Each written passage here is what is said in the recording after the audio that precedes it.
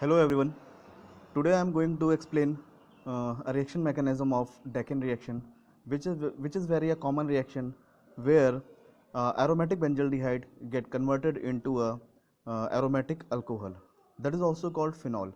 Means CHO group get converted into OH. In this, the condition is that aromatic aldehyde get converted into aromatic alcohol. There should be a at ortho or para position. There must be a electron releasing group. That may be a OH or NH2.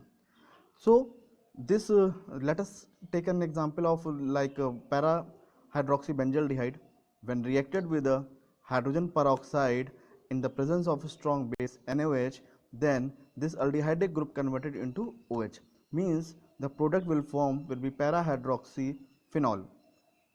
So you can say that the aldehydic group get converted into a OH group when it is aromatic, and there must be a electron releasing group must be at ortho position or para position. If the substituents are at ortho, then the product will be your ortho substituted. If the substituents are at para, then the product will be also a para substituted reactant.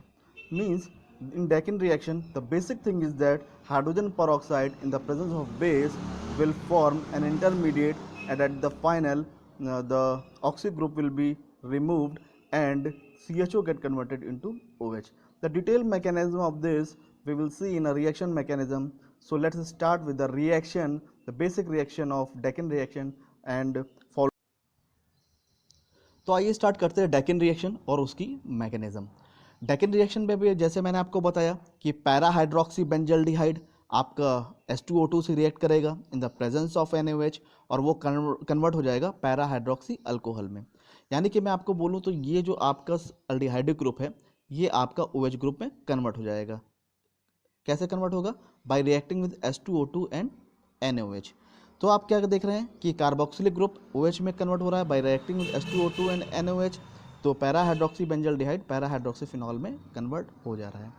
आइए start करते हैं इसकी reaction mechanism, कैसे आपका aldehydic group OH group में convert हो रहा है। सो let's start with the mechanism.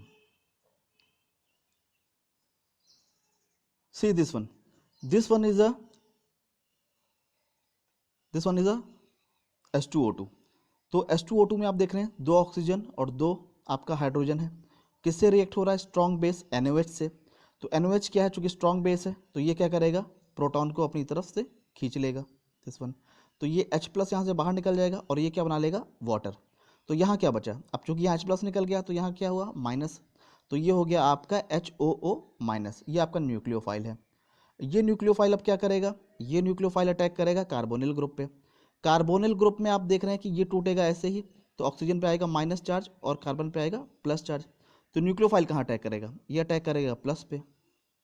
अब ये न्यूक्लियोफाइल आपका प्लस पे अटैक किया है तो आपका कुछ ऐसा इंटरमीडिएट बन के आएगा, यानी कि OOH जो ये है ये कार्बन पे अटैक हो गया है, तो ये बन गया आपका इंटरमीडिएट, ये फॉर्म हो गया इंटरमीडिएट। अब इस इंटरमीडिएट में रीअरेंजमेंट रिएक्शन होगा। आप देख पा रहे हैं कि जो एरोमेटिक ग्रुप और कार्बन के बीच में बॉन्ड है ये मूव कर जाएगा ऑक्सीजन की तरफ। तो ये इसका जो अटैचमेंट आपका एरोमेटिक ग्रुप का कार्बन से था वो एरोमेटिक ग्रुप का ऑक्सीजन से हो गया। और उस बाकी क्या होगा कि जैसे ही आपका ये माइनस चार्ज है तो ये वापस फिर से इस पे आ जाएगा, तो ये आपका कार्बोनिल ग्रुप बन गया और यहाँ से OH ग्रुप रिलीज हो जाएगा। क्यों? क्योंकि यहाँ पे पेरोक्साइड लिंकेज है, ये ब्रेक डाउन होगा और यहाँ से OH माइनस रिलीज हो जाएगा। तो ये आपका OH माइनस रिलीज हो गया। अब ये भी क्या बन गया? ये न्यूक्लियोफाइल बन गया।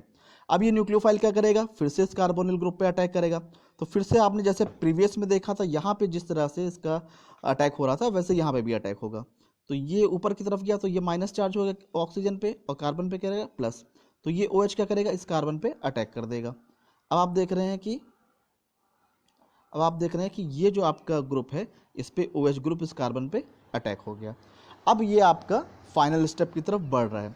आप देख रहे हैं कि चूंकि हाइड्रोक्सिल ग्रुप बनना है तो ये आपका जो ग्रुप है ये पूरा ग्रुप है ये बाहर निकल जाएगा। तो ये ग्रुप आपका यहाँ पे बाहर निकल गया, यानी कि ये जो O माइनस है ये फिर से कार्बोनिल ग्रुप बन गया।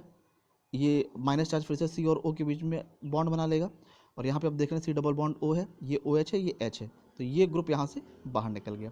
तो यहाँ क्या बचा? यहाँ माइनस चार्ज बचा, यानी ये आपका फिनॉक्साइड लिंकेज हो गया। फिनॉक्साइड ग्रुप यानी O माइनस ये क्या करेगा कि ये जो आपका फॉर्मिक एसिड है यहाँ से H+ खींच लेगा। तो ये आपका क्या बन गया, ये बन गया पैरा हाइड्रोक्सीफिनॉल, और यहाँ से H जा चुका है तो ये बन गया आपका फॉर्मेटाइन। और ये फॉर्मेटाइन आपकी चूँकि हाइड्रोक्साइड कहाँ से आया था, NaOH से आया था, तो ये Na से रिएक्ट कर लेगा तो यहाँ बन जाएगा सोडियम फॉर्मेट। यानी कि ये आपका जो फाइनल प्रोडक्ट आ जाएगा ये होगा पैरा हाइड्रोक्सीफिनॉल और सोडियम फॉर्मेट।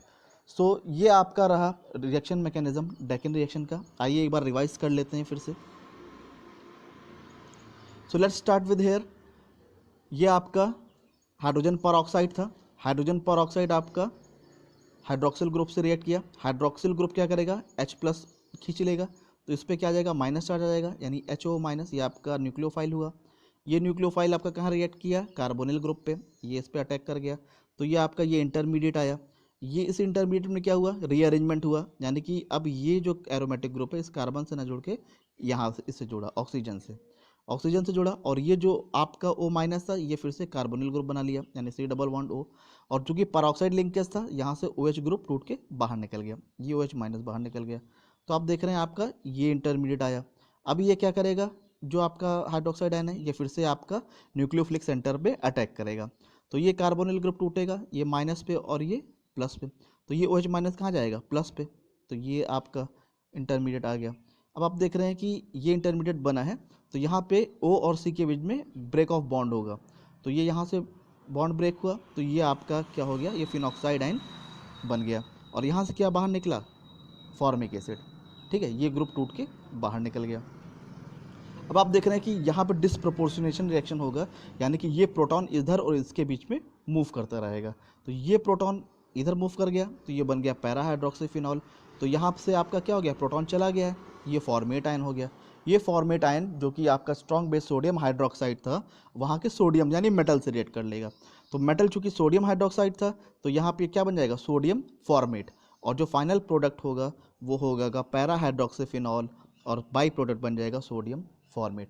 तो आपने देखा किस प्रकार से आपका ये बेंजल्डिहाइड कन्वर्ट हो गया फिनॉल में यानी OH में।